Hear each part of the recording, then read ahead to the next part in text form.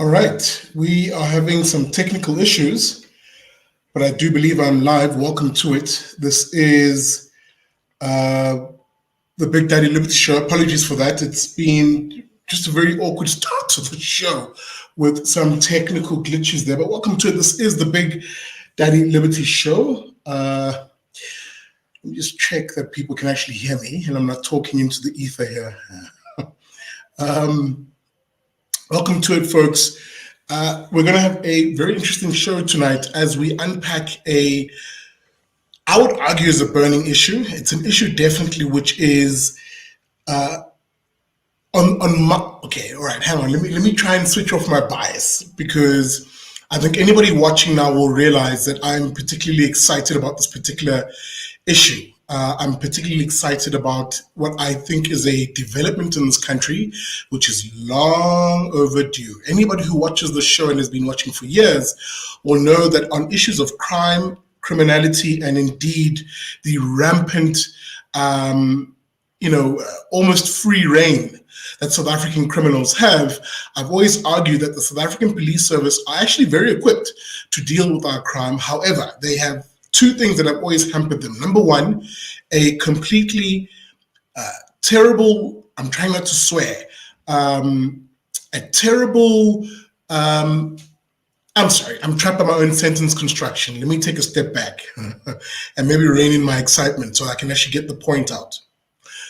We've had a situation in this country where the absolute top of leadership, that is the political leadership of SAPS, i.e. a police minister, has always been a complete tool, a complete douchebag of a character, to which the former police minister, a one big Ele, who on this show would come to quite famously call the asshat of a police minister, was a completely useless individual at the helm of SAPS. Now, here's the thing.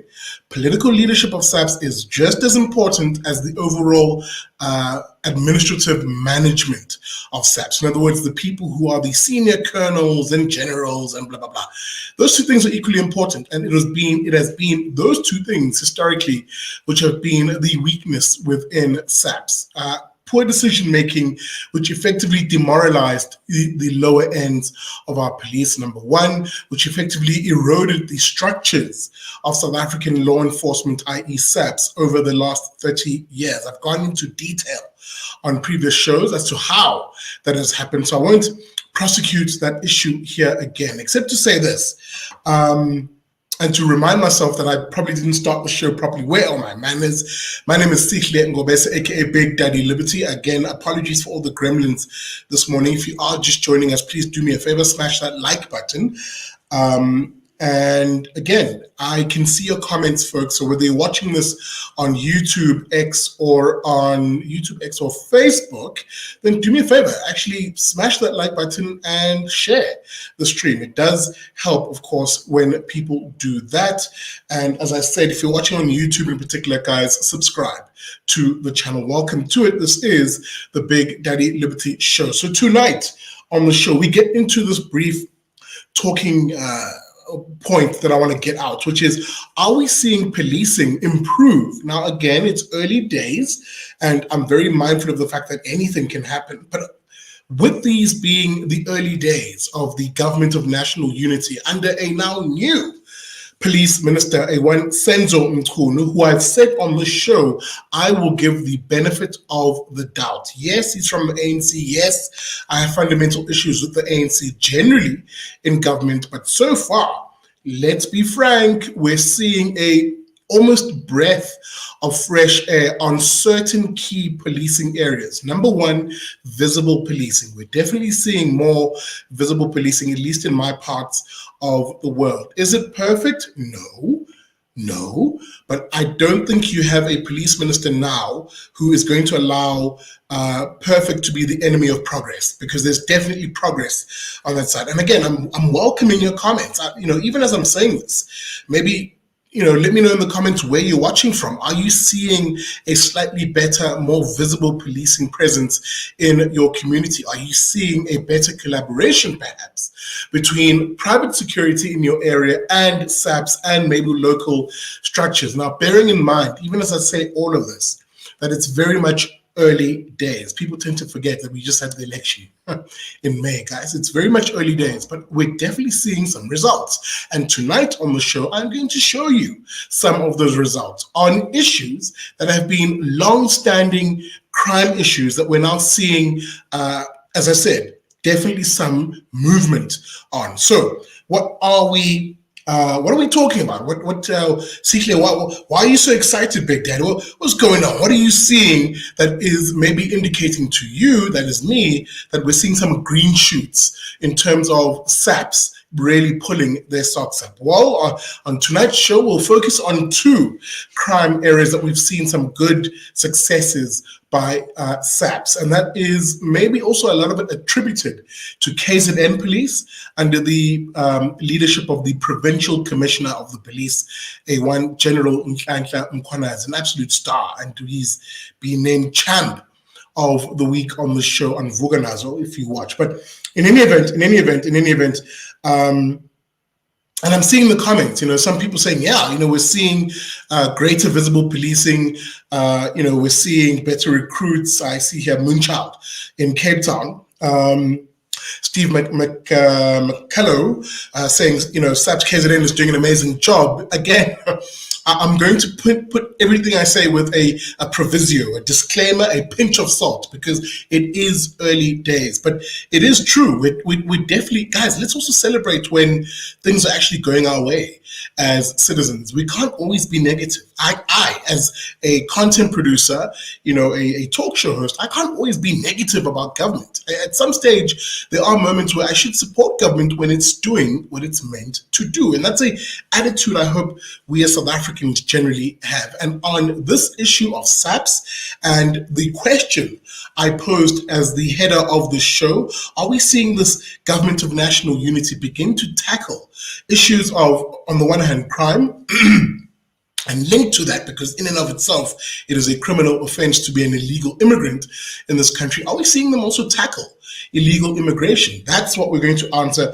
tonight. As we said, it's early days. I'm seeing Steve again saying, Rome wasn't built in a day. I fully agree. But let's see what, as I try to sort of carry on that analogy, but Rome wasn't built in a day, but let's see what hour by hour is looking like. And 1 hour of policing successes has been tackling the issue of the,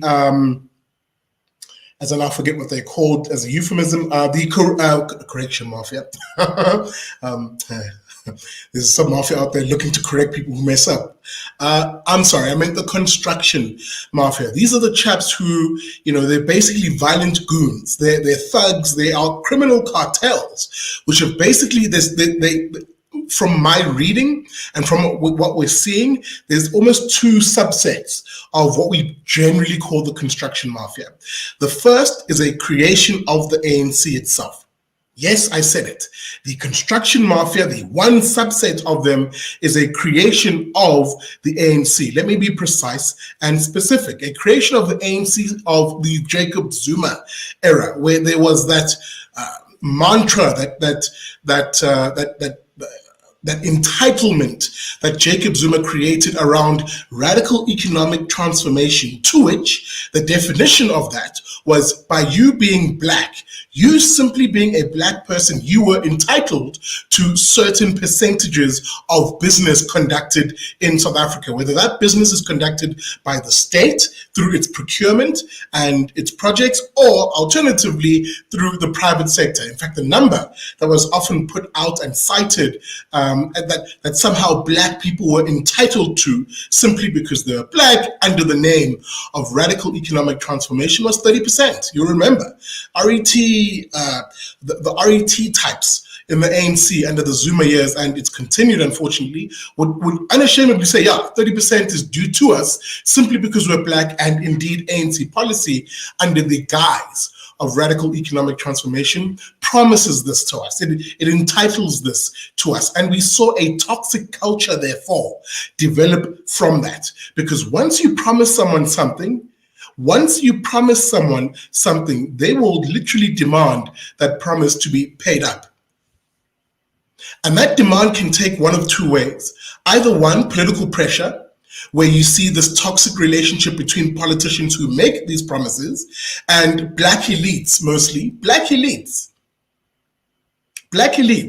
who bribe, who buy their way, and who buy favor with those politicians to, as I support you, dear politician, you pay me back by giving me state business. That's the one way in which that RET promise has enacted itself. The other, the more sinister, the more violent one, of course, is, well, if you're going to make a promise, then of those you promise it to, it will be the most violent of those who you promise something to, who will make the demand literally at the barrel of a gun. And have we seen that happen? Yes, of course. Insofar as at the face of the construction mafia, these individuals who've been convinced that they're entitled to 30% of all projects in business and spending, whether by the state or private sector, have been who? Mostly violent goons who invade construction sites, literally heavily armed, almost mini militias, invading construction sites, threatening procurement officials within local government or provincial government, as is the case, threatening their lives and saying, look, if you don't give us this deal, if you don't give us a stake in this construction site, whether it's a security tender or to clean or even to subcontract, well, then there'll be death. There'll be unaliving of people on that site, because I need to watch how I say it on social media. Next minute, these videos are demonetized. That has been the scourge that we have seen develop. And why? Well, because it stems from a toxic politics in this country that entitles people or tells people that they're entitled to something based on race. And the moment you make a promise like that, it will be the most violent of that said race who you say is entitled to something, who then muscle their way in to getting all the benefits, all the goodies that are promised to them. And that's what we're seeing. That, in effect, is the construction mafia. So that there aren't some random alien who dropped them off in a space saucer and left for us to deal with. No, these are people who are a creation of the politicians that we have today. And that now this new government must deal with. So that the long creeping hand of Jacob Zuma and his bad decisions really still is left with us today to be dealt with. And again, please understand something. This is not solely on Jacob Zuma. This was an ANC talking point. It was an ANC rhetoric. Very prolific in places like Durban, KZN, which is why we often see those places being the epicenter of it. However, in it being the epicenter and almost the originator of it, it hasn't ended there. It's now spread to other parts of the country, Cape Town and Western Cape. The gangsters in that part of the world have now emulated that, seeing the success of that in KZN. The gangsters, who are invariably the people who have the money and the guns, are doing what? Demanding their share. So the practice, therefore, becomes a criminal one, where these criminals organize themselves, form effective cartels, and then extortion at the barrel of the gun is what they do. And that extortion, by the way, as I said, it doesn't end at just government projects. It doesn't just end there. It also sees them trying to extort actual private businesses, legitimate private businesses, to say, you can't run this business. How dare you run this business, because I'm not getting my cut from you. I'm entitled to that cut according to insert politician's name and toxic race ideology. That's what we're seeing here, people.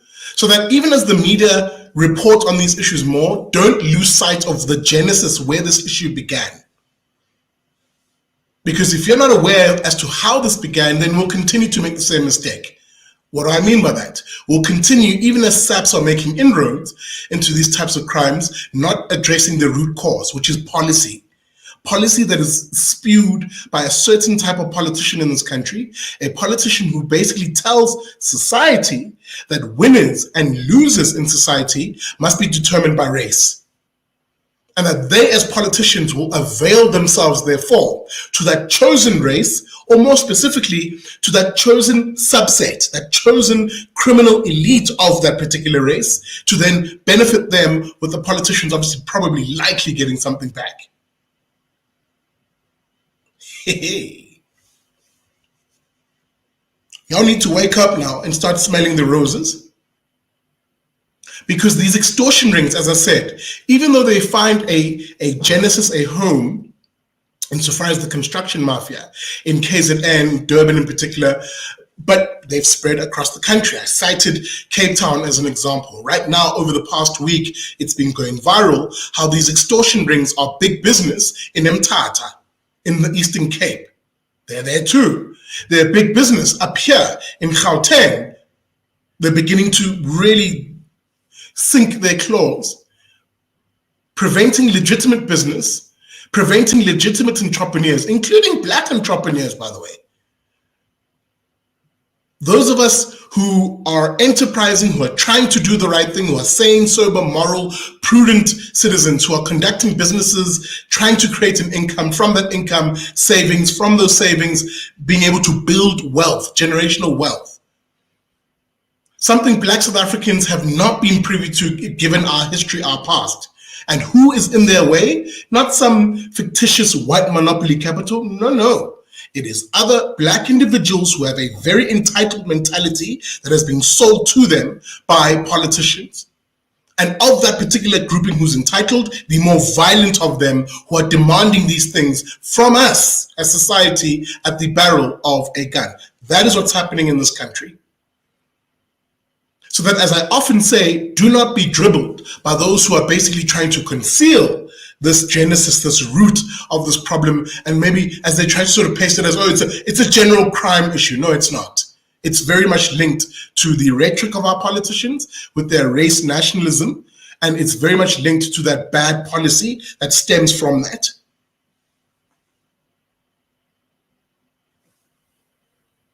But let me not get too sidetracked, because as I said, tonight's show is to show that someone, thank you, God, is doing something about this, insofar as with the very little power that they're being given by voters, we're seeing a slight turnaround.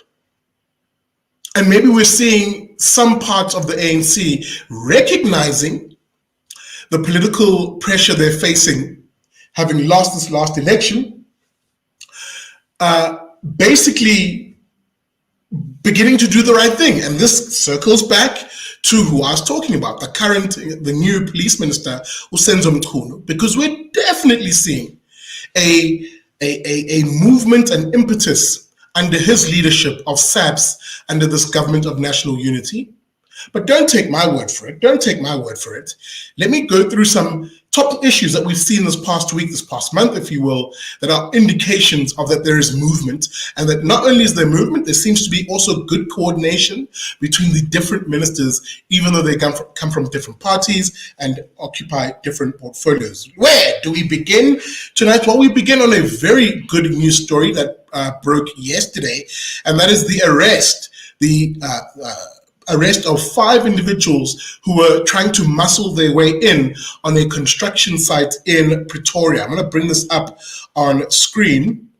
There it is. There are 5 suspects arrested, thank you, Lord, for alleged construction mafia activities in KwaZulu-Natal. Where is this? This is, of course, in Pietermaritzburg. You can see in that image there, Minister of Public Works and Infrastructure, Dean McPherson, looking rather happy to be in court to see these individuals facing justice, or at least making their first appearance. This is from The Citizen, where it says 5 suspects, aged between 28 and 44, were remanded in custody on Monday after they were arrested on Saturday for alleged construction mafia activities. What exactly did they do? Well, they were arrested for intimidation and disturbance of infrastructure in Msunduzi, that's Maritzburg and its surrounds, KwaZulu-Natal, on Saturday this previous weekend. This comes after the police responded to reports of a group of people who are disrupting activities at a construction site where a bridge is under construction. End of quote. As the story mentions there, these 5 chaps were busted by the police, who are taking no nonsense in KwaZulu-Natal in particular. And are currently in custody. And again, this is not the only story. Please understand this. This is not the only story. This is just the one I'm talking about. This is just the one I am talking about. And why? Because it is becoming a part of a litany of stories like these, where these construction mafia chaps are now actually being arrested. Indeed, the Provincial Commissioner of Police in KwaZulu-Natal, Nhlanhla Mkhwanazi, set up a task team, an actual specialized unit that addresses these issues of going after these gangsters, effectively, these construction mafia cartel gangsters. And you're now, because of his work as a police commissioner, you're now seeing ordinary members of the public have trust in the police to then feed them the information as to who these cartel members are, and they're being arrested, if not being shot to shit. Excuse my language, because that's also happening, because these guys, as I said, they're violent and they're very well armed.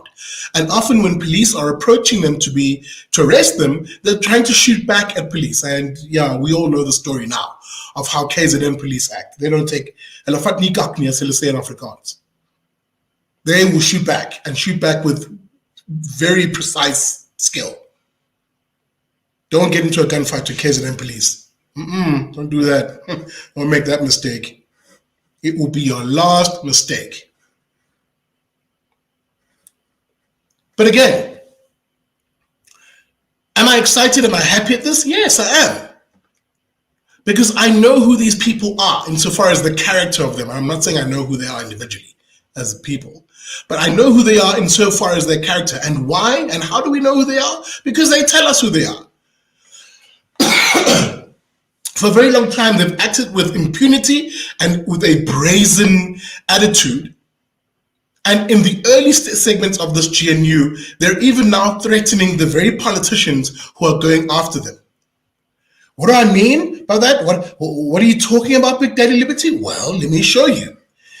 These are the same individuals, this construction mafia chaps.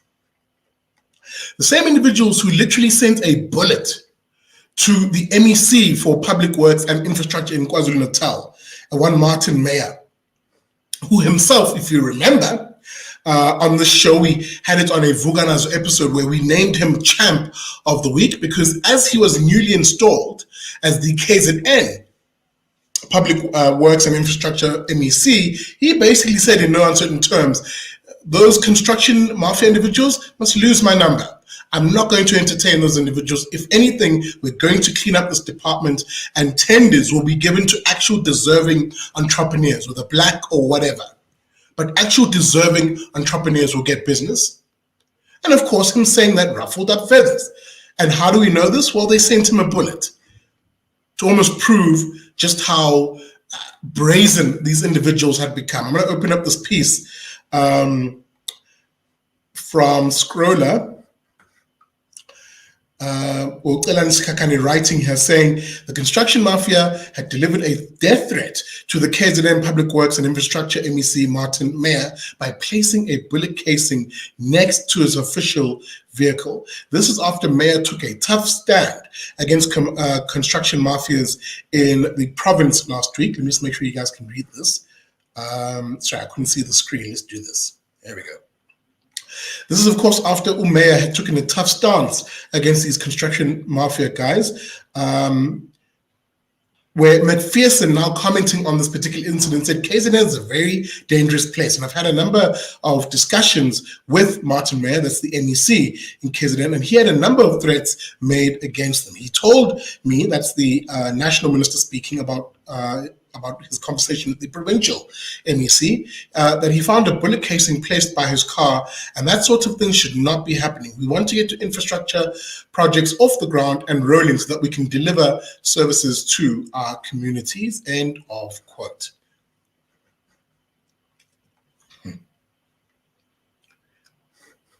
So that this is what you're dealing with, people. This is what this government of national unity, as it tries to get itself off the ground, is dealing with. Violent individuals who have grown emboldened from in the first place, the political promises made to them during the Zuma years. And of that political promise, of the violent ones amongst them who then demand the issuing of that promise, if you will. They try and cash up on that promise using violence. And for a very long time, no one challenged them. Not even the state. And that this is like the first time we're now seeing this happen, where the government is actually saying, enough with the bullshit, we're going to take these guys on. Rightly, by the way, because that is the role of the state. The state's role are very limited, according to me, from my libertarian perspective, of course, but sorry, my lid on my bin just flew off. That was fun. I'm sorry, I got distracted. So that we're now seeing the state play its legitimate role, which is to protect citizens from those who seek to violate our life, our liberty, and our property rights. So let me circle back. Why then do you support the government, Big Daddy? We thought you were anti-government. No, I'm anti-terrible government decisions. I'm anti-trashy politicians. Hence, I like to say hashtag politicians are trash. But there are instances where the state has a very important role to play, and it must be supported when it is playing that role. And defending our life, liberty, and property rights as citizens is a key role of the state. And we've got to support those. We've got to support individuals and government who are doing that.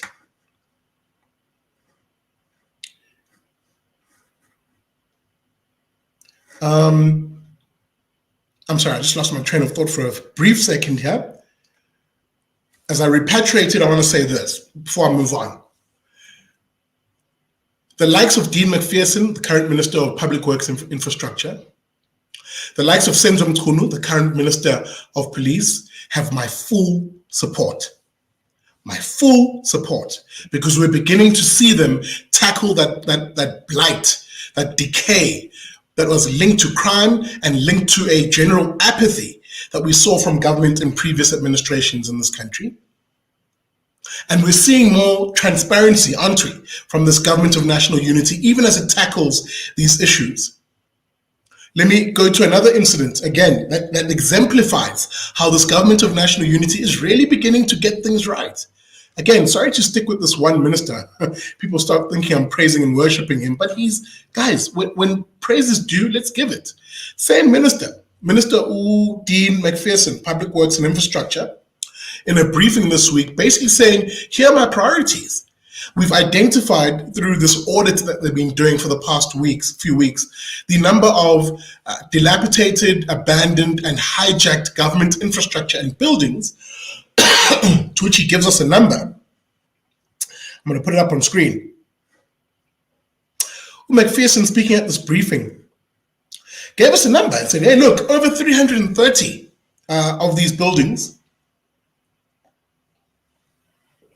Sorry, I just need to take a swig of water there. Over 330 identified so far hijacked government buildings nationally, to which the department, having now identified them, is undergoing a rigorous process of determining what to do with them. On the one hand, either they sell them off to the private sector, either they enter some sort of private-public partnership to maybe bring them to use, because, you know, we could always do with more, I don't know, hospitals, clinics, public infrastructure of that nature, right? And of course, he, as the custodian of government infrastructure on behalf of all departments, this minister is now saying, he's putting ultimatums to other departments, say, guys, use it or lose it. Are you going to do something in this building? If not, allow us to sell it, pardon me, so that those funds that are recovered from that can, on the one hand, pay government debts. I believe they run as much as 11 million rand. Is what one of his officials said. You know, in the national government pays about 11 million rand a month on rates, taxes, and the likes, and levies to maintain these buildings, including the cost of securing them, etc., etc. So there's clearly money to be saved here. And not only is that money going to be saved, it will likely go into maintaining other critical infrastructure. Have you seen the state of our police stations across the country? Have you seen the state of some of our clinics? They need an injection and proper maintenance. And this minister gets that. He gets that.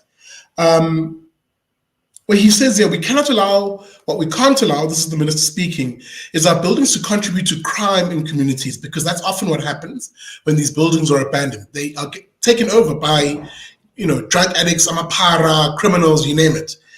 and to be used in all manner of things of that nature to lower property values also for other residents, with him rightly saying that it's not fair on residents in cities and suburbs where our buildings are not being looked after or not being secured, end of quote.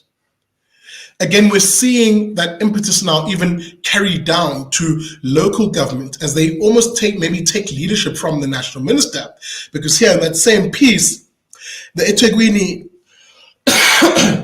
Metro, sorry guys, a bit of flu starting, says its problem building division has been making progress in reclaiming properties as part of its inner city intervention. That's in Durban.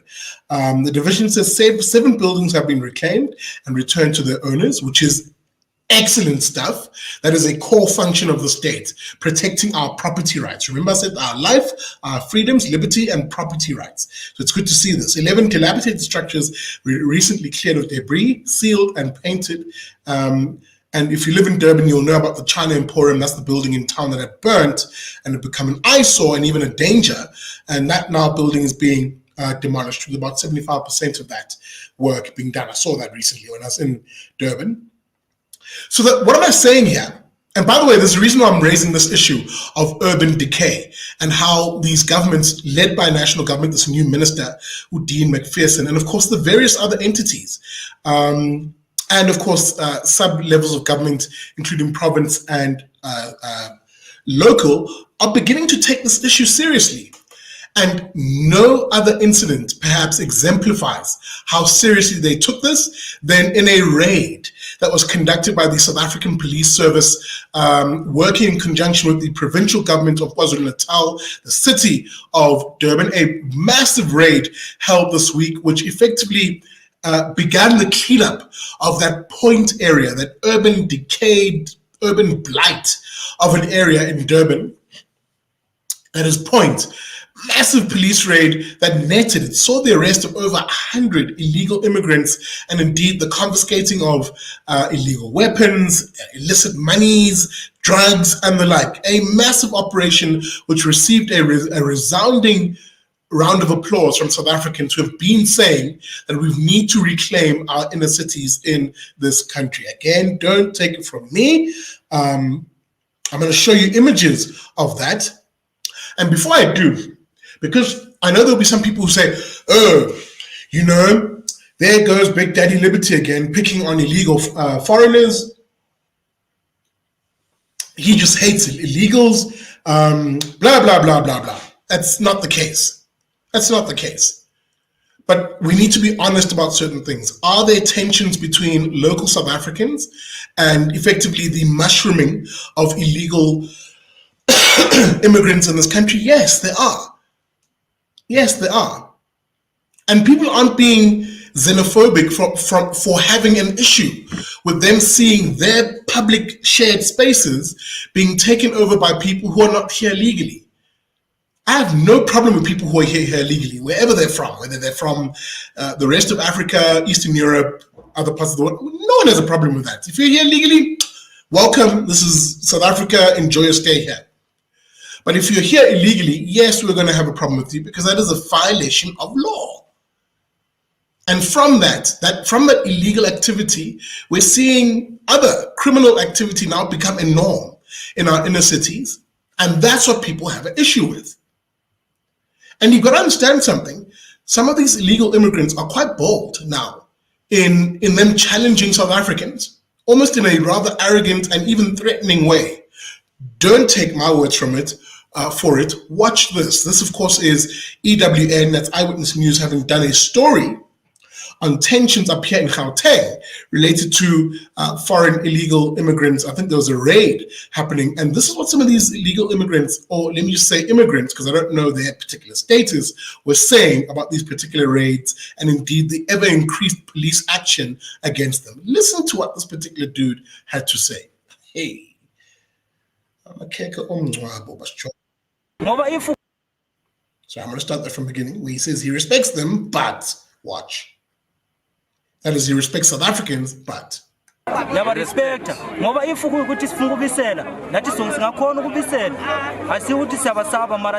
I beg your pardon. Exactly. I beg your pardon. protector kodwa into abayenzayo sokusenza sigcine sikhathala ukuthi ayikho emthethweni ngoba if kusemthethweni kufanele kusayine iphepha le court isayine sikhiwe isikhathi sokuthi buyelani ngakini.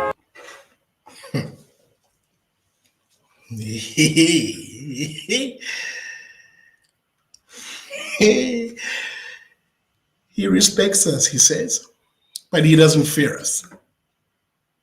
And if it means that he wants to get into a war with us, in a sense, is what he's implying, then he'll do it. That is a very, very brazenly brave thing to say when you are a guest in someone else's country. Look, I've traveled around the world, Israel, Germany, you name it. And at no stage as a visitor in those parts of the world did I ever think to myself, oh yeah, let me just come here without papers, firstly. And then secondly, when I am here, totally threaten those people who live there.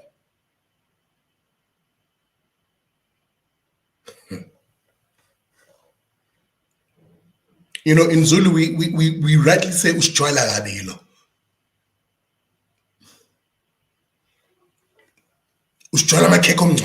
Straight up.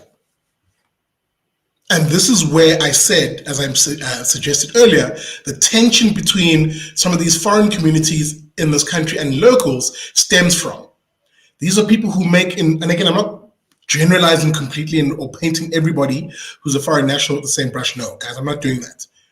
But there is a trend, a growing trend that we're seeing, and the data points to it, of these communities not integrating into South Africa, forming their own little pockets of, you know, whether it's little Lagos or little Mogadishu or whatever the case may be, and often acting in a way which is not in the interests of the host country they live in. Indeed, even creating tension with those individuals. Don't take my word from it. Guys, go out, talk to people, go to, especially in our townships, go out into our townships and ask people what's going on. And they'll tell you. There are organized criminal syndicates of Somalian shopkeepers who are using violence, intimidation, extortion to crowd out local shopkeepers in order to have a network of their stores operating in our townships. That's happening. That is happening. In fact, there was a story that trended a couple of months ago of a local shopkeeper who was being threatened by these traps, and he had sought help from Gayton McKenzie. If you guys saw that on social media, you're saying my life is being threatened by people who should be my competitors in business, but are indeed now becoming a mob, if you will, almost like the Italian mobs in America, where they reserve certain businesses for themselves. And you get this sort of arrogance, as we're hearing from this clip, of individuals saying, oh yeah, we may respect South Africans, but we don't fear them. As you shouldn't in a general sense, but in a specific sense of what he's talking about is if there were to be confrontation. Inflammatory language like that is, trust me when I say this, the situation as it is a tinderbox, and it doesn't need that inflammatory language. And it continues, because in that same interview conducted by EWN, here's another guy who says the following. Again, you'll notice that they are taking exception to law enforcement acting against them. So I'm going to start that from the beginning so you guys can actually see the screen.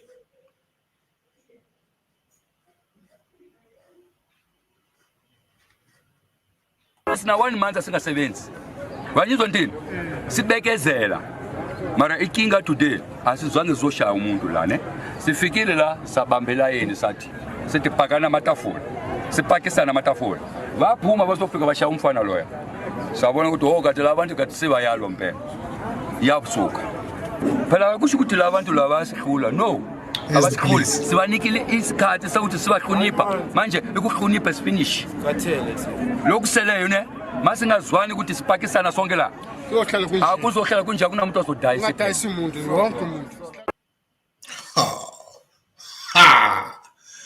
You hear that little threat at the end? If we don't get our way, well, then no one is going to sell here. This, of course, was stemming from the fact that police in that part of the world were trying to enforce law in that area. And of course, in the commotion, some people had, probably had their stores shut down, or whatever the case may be, right? This is obviously a police operation to which there then became a tension between foreign shopkeepers and vendors and local ones. But at the heart of it was them taking exception to the police enforcing the law. Well, that didn't play out that way in KZN, as I said, with the police, as I said, taking a big stand on these issues and beginning to enforce the law. I'll circle back to this story, where, as I mentioned, in KwaZulu-Natal, the police raided the blighted, the decayed areas of Point Road, which have become a crime den, if you will. There it is on screen. Leads raids on hijacked buildings in Durban CBD. And what happens when you lead these sort of raids? Well, you suddenly net a large number of foreign illegal immigrants. Why is that? Why is that? Why is that? Why is it that when we have when we don't have the respect and honoring of property rights, you suddenly have criminality entering that space? Do we now see why it's important for the state to uphold and protect property rights in the country? That it has larger implications? Why it's important for a state to play its role of the three main roles the state has: to protect us from foreign aggression, to protect us from domestic criminals, that is to protect our life, liberty, and property rights from criminals, and to mediate our disputes, a justice system. The idea of protecting South Africans from foreign aggression also includes enforcing immigration law, an orderly entrance and exiting of people in our country. And if you don't do that, well, then you see situations, you see it play out in these situations where, as I said, after this raid, KwaZulu-Natal Police Commissioner Lieutenant General Unklaita Mkhonazi led a raid on hijacked buildings and undocumented immigrants in the Durban CBD. Officers, here's the kicker. Officers arrested more than 120 illegal immigrants. That's provincial police spokesperson Robert Nechwinda said this is the integrated operation which is targeting hijacked buildings by foreign nationals. We've identified that most of the crime is happening here. End of quote. What a quote. Again, it isn't Sihle, it isn't Big Daddy Liberty saying this. There you have the police are saying this is what our data, this is what our intelligence is showing us. And that these raids are an effective way of beginning to tackle this issue. Let me show you the clip of these individuals. Here they are, having been arrested. Massive police presence in Point Road this week, tackling this particular issue. And at the heart of it, guys, which is where the heading of this video was, is the government of national unity.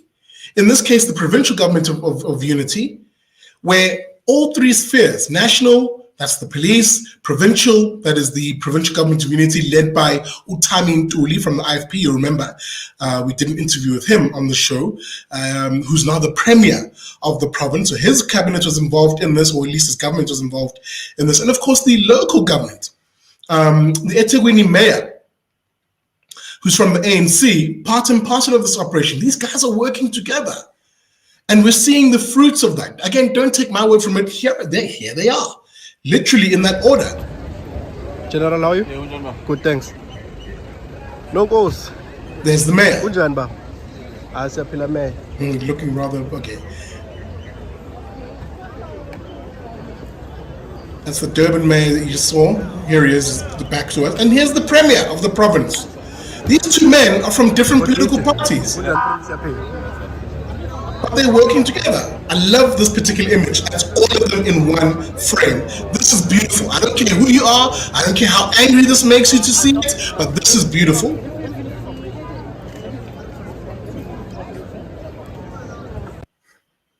That is beautiful. That makes me very happy to see.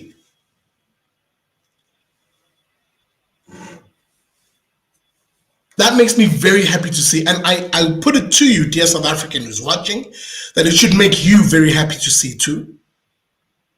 So that even if we have our disagreements with certain politicians and certain political parties, they are finally, they're finally doing something that actually benefits ordinary South Africans, and they're working together.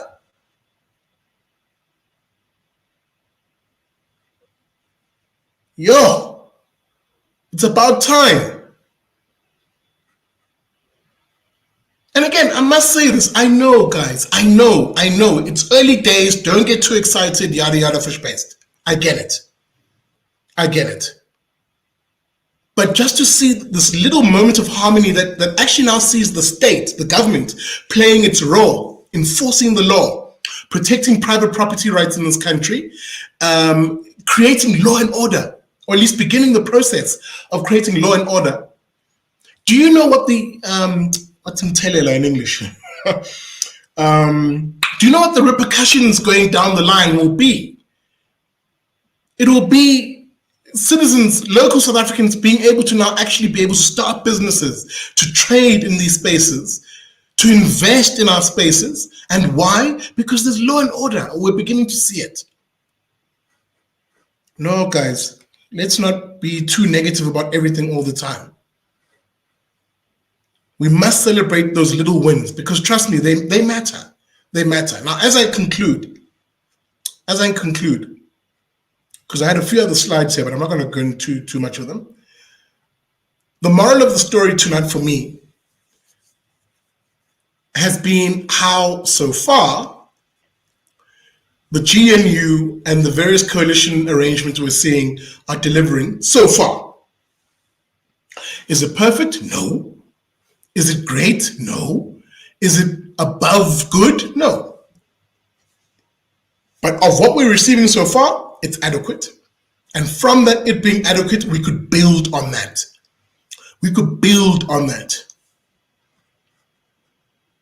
We're finally in a position as South Africans where we can build our future. Nothing will be handed to us. We're finally in that position so that our political equation that we must do as citizens is to say this: who are the builders and who are the breakers of the various political parties in this country? We must shun the breakers and say, F off.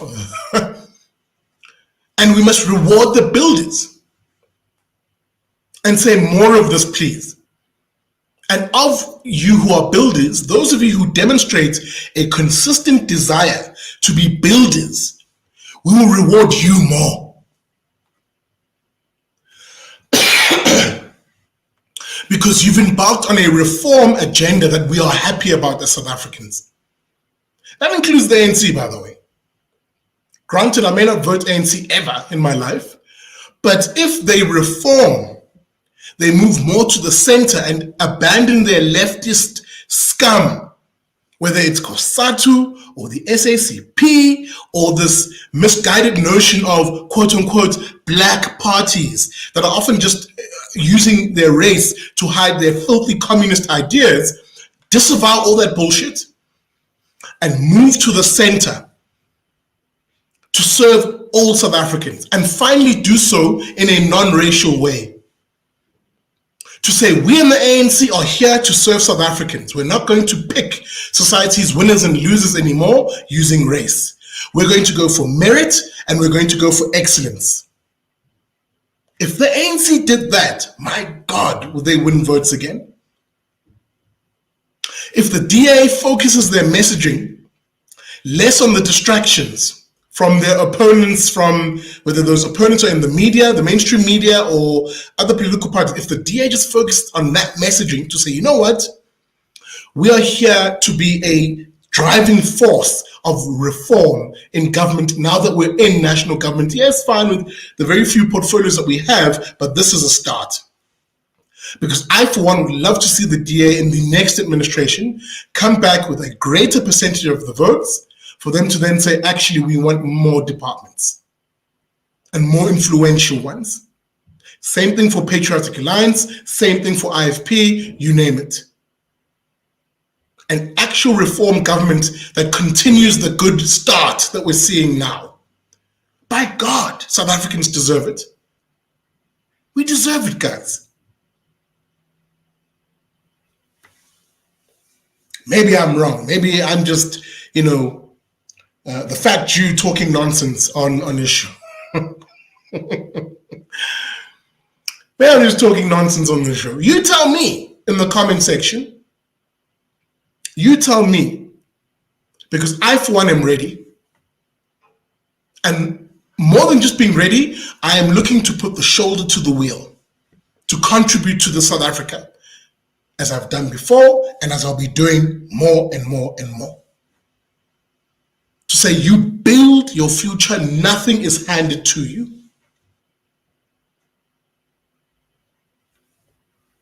You defend, you advance the ordinary South African, not the criminal elites, not the political elites, and not the racial elites in this country.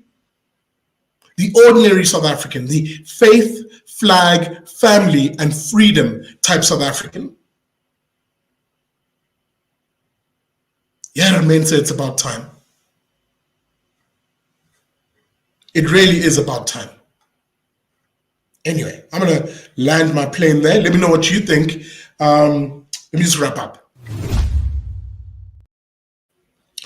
All right, guys, thank you for watching the show. I hope you really, really enjoyed that. If you did like the content, if you love the show, then do me that solid favor, guys. Hit the like button. Really, please smash that like button. And as you're coming in, comment. Please let me know where you're watching from and maybe help me answer that question. Are you seeing better policing, more coordinated policing? Are we seeing better policing under this government of national unity? Are you seeing improvements in your own area? Let me know. And of course, if you're watching on YouTube in particular, well, then subscribe, please, to the channel. Help me reach my goal of 46,000 subscribers by the end of the year. Let me remind you about our website, AfriHost, clears throat once again.